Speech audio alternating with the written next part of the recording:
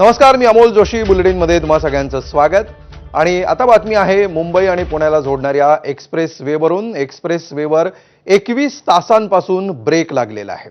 काल संध्याकाळी मुंबई पुणे एक्सप्रेस वेवर आडोशी बोगद्याजवळ प्रोपलिन गॅसचा टँकर उलटला आणि मुंबईकडे जाणारी वाहतूक 21 तासांपेक्षा अधिक काळ ठप्प झाली. प्रशासकीय दिरंगाईमुळे प्रवाशांना तासनतास ताटकळत राहावं लागलंय. वाहनांच्या लांबच लांब रांगा लागल्यात. यामुळे प्रवाशांचा संयम आता सुटू लागलाय. एवढ्या तासाच्या खोळंब्यानंतर प्रशासनानं केवळ एक लेन सुरू केली आहे. तरी सुद्धा वाहनांचा ओघ प्रचंड आहे.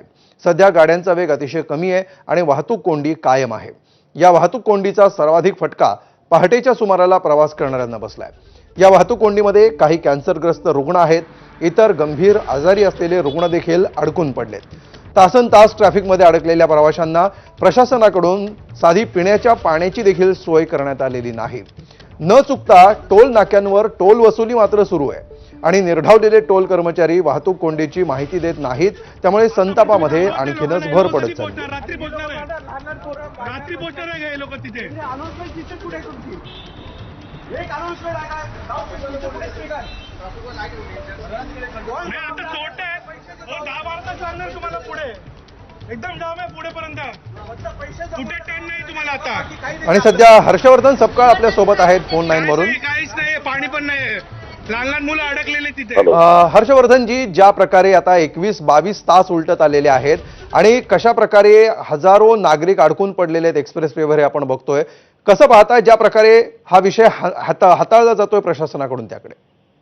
कुठल्याही लगतच्या 2 दिवसात किंवा पलीकडे अलीकडे सुट्ट्या नसताना एवढी प्रकारची वाहतूक त्या ठिकाणी विस्कळीत होणे आणि एवढा मोठा जाम लागणे हे सर्वार्थाने सरकारचं, प्रशासनाचं आणि ट्रॅफिक पोलीसचं हे फेल्युअर आहे.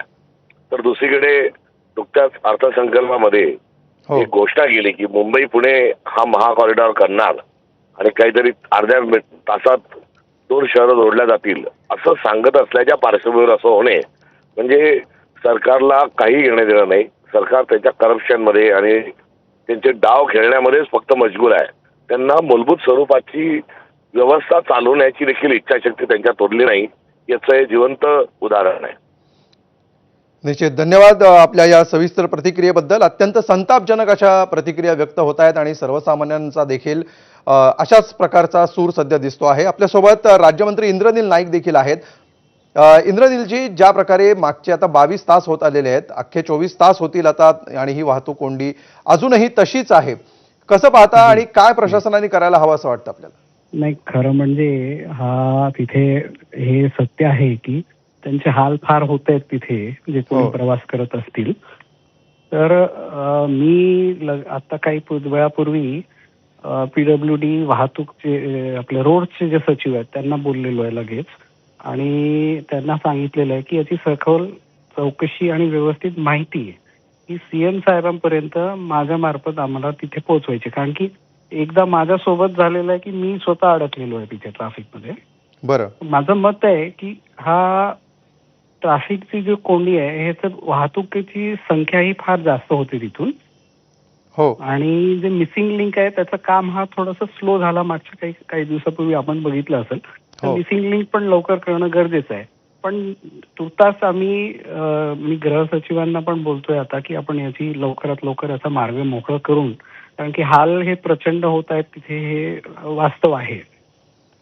ज्या प्रकारे इंद्रनीलजी, हा काही पहिला प्रकार नाहीये. इतक्या तासांची कोंडी जरी पहिल्यांदा झाली असली तरी सुद्धा सातत्याने या मार्गावर वाहतूक कोंडी होत असते आणि नागरिकांची जी तक्रार आहे की इथे कुठलीही अनाउन्समेंट होत नाहीये, तिथे साधी पाण्याची सुद्धा सोय केली जात नाहीये. जो सर्वाधिक टोल आकारणारा मार्ग आहे तिथे मूलभूत सुविधा सुद्धा लोकांना मिळत नाहीये. नाही, निश्चित आम्ही याच्यावर योग्य तो निर्णय लवकरच घेणार आहे. आणि जी घटना आज घडलेली आहे मागच्या 21-22 तासापासून, ती निश्चितपणे माझं मत आहे की ही चुकीचंच घडलेलं आहे आणि याच्यावर लवकरात लवकर तोडगा काढणं आपल्याला आवश्यक आहे. म्हणून गृह सचिव आणि PWD सचिवशी आम्ही तिथे संपर्कात आहोत आणि त्यांचं म्हणणं आलं की आम्ही यातला लवकरात लवकर मार्ग काढू. पण हा आजचा झाला विषय, पण याला परमनंट सोल्युशन पण काढणं तेवढंच गरजेचं आहे. खरं आणखी एक मुद्दा जो इंद्रनील जे आहे की असं असताना सुद्धा टोल मात्र अजूनही वसूल केला जातोय. तर किमान अशा प्रसंगांमध्ये टोल वसूल करणं बंद करावं. एवढी दक्षता तरी प्रशासन घेऊ शकत नाही का? किंवा सरकारने असे काही आदेश द्यायला नको निश्चितपणे मी लगेच याच्यावर कारवाई करायला पण लावतो तिथे. नाही, तुमचं उत्तर कळलं नाही, परत सांगा. नाही, मी लवकर याच्यावर कारवाई करायला सांगतो तिथे. म्हणजे आपण टोल आकारू नये अशी टोल सूचना आकारू नये द्यायचं म्हणून म्हणताय? अशी सूचना द्यायला सांगतो तिथे. ठीक आहे, धन्यवाद इंद्रनीलजी.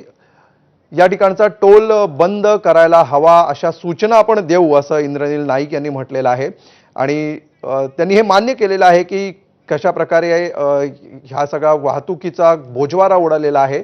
मात्र भविष्यात याविषयी आपण तरतूद करू आणि असा प्रकार पुन्हा होणार नाहीत यासाठी सरकार खबरदारी घेईल असंही त्यांनी म्हटलेलं आहे. तर सामाजिक कार्यकर्ते विवेक वेलणकर सध्या आपल्या सोबत आहेत. विवेकजी, ज्या प्रकारे ही ट्रॅफिक जाम झालेलं आहे, टोल वसूल केला जातो आहे, तरी सुद्धा कुठल्याही सूचना नाही आहेत, साधं पाणी सुद्धा नागरिकांना मिळत नाहीये, कसं पाहता आपण या प्रकाराकडे?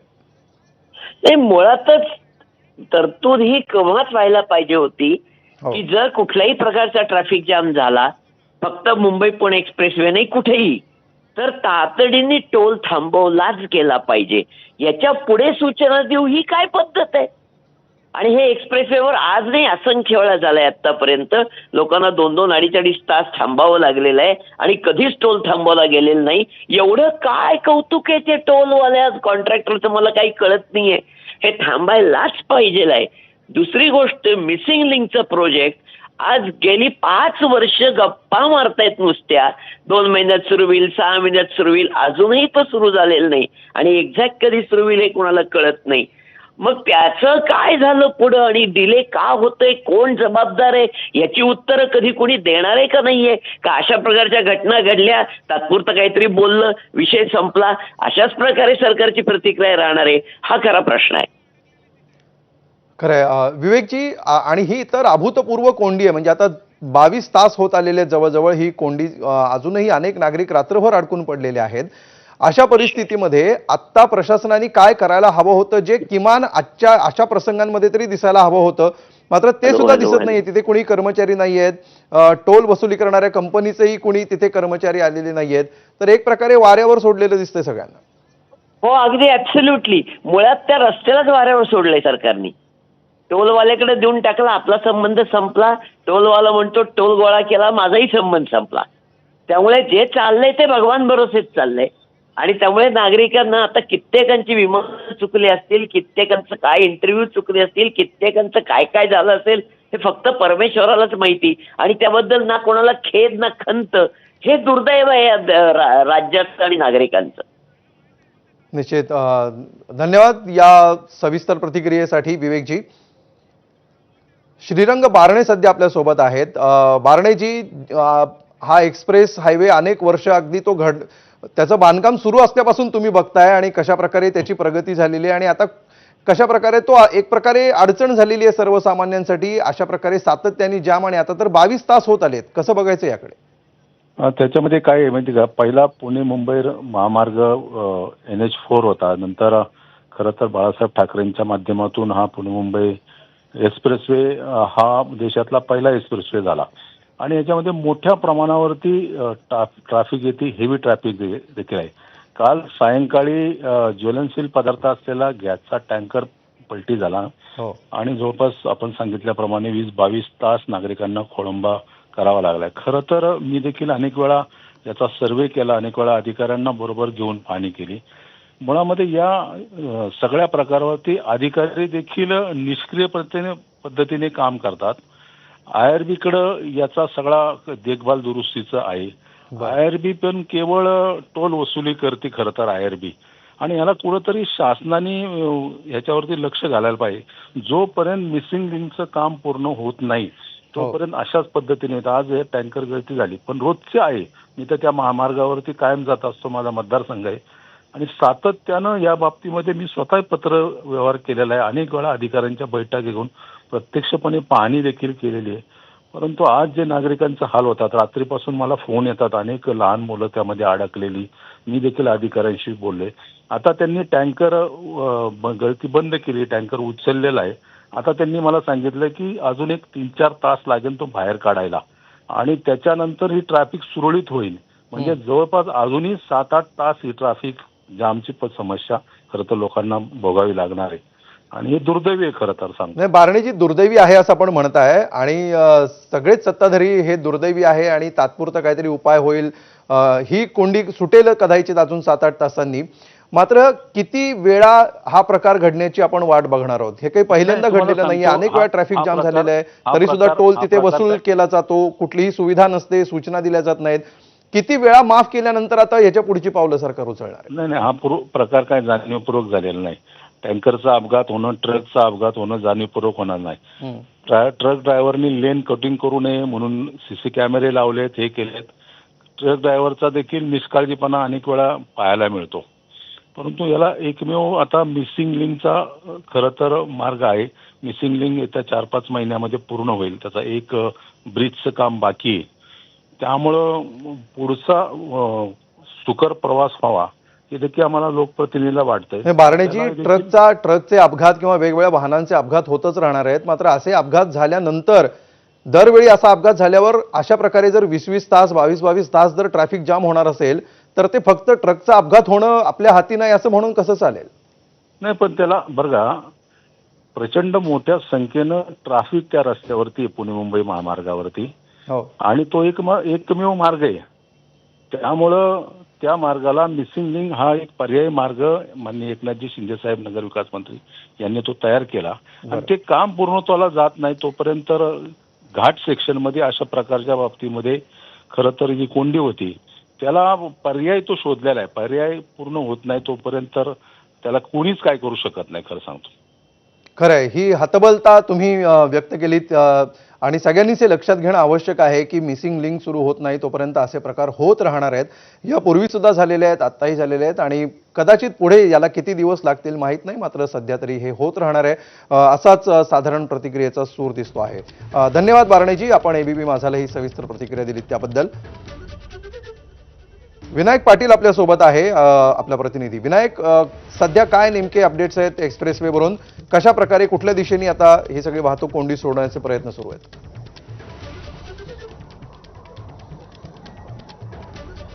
सध्या जर आपण एक्सप्रेस हायवेला बघितलं तर लोणावळ्यापासून मुंबईच्या दिशेला साधारण 20-22 किलोमीटरपर्यंतच्या ह्या रांगा लागलेल्या होत्या. खालापूर टोल नाका क्रॉस करून आहे ते नवी मुंबई दिशेपर्यंत हे रांगा लागलेल्या होत्या. मात्र सध्या जर आपण पाहिलं गेली अर्धा तास झालं थोडासा दिलासा आहे तो खालापूर टोल नाक्याला मिळालेला आहे. मी सध्या टोल नाक्यावरती आहे आणि हा संपूर्ण टोल नाका हा पूर्णपणे जाम झाला होता. मात्र गेल्या 15-20 मिनिटापासून अर्धा तासापासून आहे संपूर्ण गाडी या ठिकाणी सोडण्यात आलेली आहे आणि सध्या खालापूर टोल नाक्याची वाहतूक कोंडी ही सुटलेली आहे. मात्र आपण पुढे खालापूर टोल नाका क्रॉस करून पुढे आपण घाटामध्ये लोणावळ्याच्या दिशेला गेल्यानंतर लोणावळा घाटामध्ये मात्र अद्याप आहे ती वाहतूक कोंडी कायम आहे. त्यामुळे Mumbai Pune highway express highway आणि मुंबई पुणे जुना हायवे खोपोलीपासून वरती जेव्हा आपण जुन्या हायवेने चढतो तो सुद्धा जाम आहे. त्यामुळे दोन्ही मार्गिकेवरती आहे ती दोन्ही दिशेला ही वाहतूक कोंडी अद्याप आहे ती अजूनही कायम झाल्याचे दिसून येते. विशेषतः घाटामध्ये आहे ते 7 ते 8 किलोमीटरच्या रांगा आहे ते अजूनही दोन्ही साईडला लागलेल्या आहेत. या ठिकाणी जी गळती आहे ती बंद करण्यात आलेली आहे. टँकर आहे तो बाजूला हटवण्यात आलेला आहे. त्या ठिकाणी टँकर उचलण्याचं काम चालू आहे आणि घाटामधली वाहतूक कोंडी आहे ती अद्याप ही कायम असल्याचं आपल्याला या ठिकाणी सध्या तरी दिसून येत आहे. मात्र जी खालापूर टोल नाक्यापर्यंत पूर्णपणे ट्रॅफिक जाम झाला होतो त्याला मात्र गेले अर्धा तास झालं या ठिकाणी दिलासा मिळालेला आहे. ठीक आहे विनायक, टोल अजून सुरू आहे, वसूल केला जातोय की आता टोल वसुली थांबली आहे?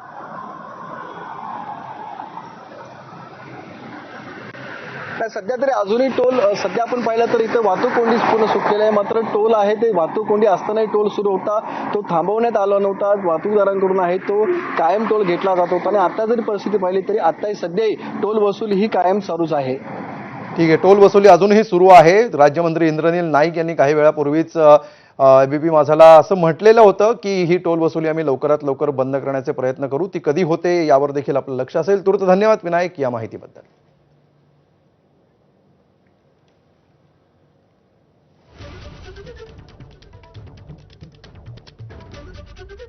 पुणे मुंबई द्रुतगती महामार्गावरती गॅस टँकर पलटी झाला आहे, गॅस गळतीही झाली आणि त्याचे परिणाम 16 तास उलटून गेले तरी आहेत.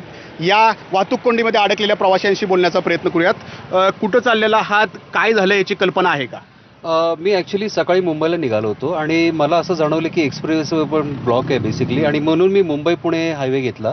पण हा सुद्धा मला ब्लॉकच वाटतोय आणि बराच वेळ झालाय मी असंच थांबलोय आता ॲक्च्युली. किती वेळ झाला असेल तरी? मला साधारण झालं 1 तासभराच्या वरती झालाय ॲक्च्युली सर.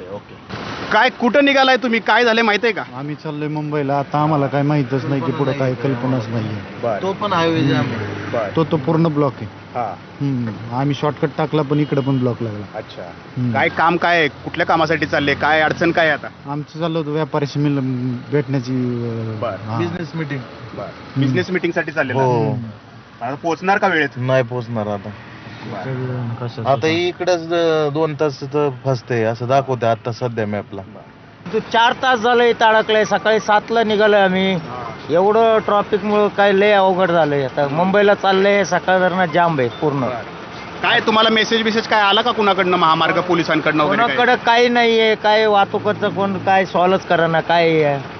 4-4, 3-3 तास इथं अडकून समोरनं फोनवर फोन येत आहे आम्हाला. माल एक्सपोर्टचा माल भरलेले आम्ही. 22 ते 25 किलोमीटरच्या रांगा सुद्धा या ठिकाणी लागलेल्या आहेत. आत्ता ही दृश्य बघू शकता. लोणावळा इथून 13 किलोमीटर अंतरावरती आहे आणि 13 किलोमीटर अंतरावरची ही दृश्य 25 किलोमीटरच्या वाहनांच्या रांगा ज्या आहेत त्या पुणे मुंबई द्रुतगती महामार्ग असो किंवा हा जुना पुणे मुंबई महामार्ग, दोन्ही महामार्गावरती असे कोंडी झालेली आहे आणि प्रवासी अक्षरशः त्रस्त झालेले आहेत. नाजिमुल्ला, ABP माझा, लोणावळा, पुणे. तर या घटनेवर आपलं लक्ष राहील आणि वेळोवेळी याचे अपडेट्स आम्ही तुमच्यापर्यंत पोहोचवत राहू. यानंतर पुढच्या बातमीकडे वळूया. लोकसभा अध्यक्ष ओम बिर्लांच्या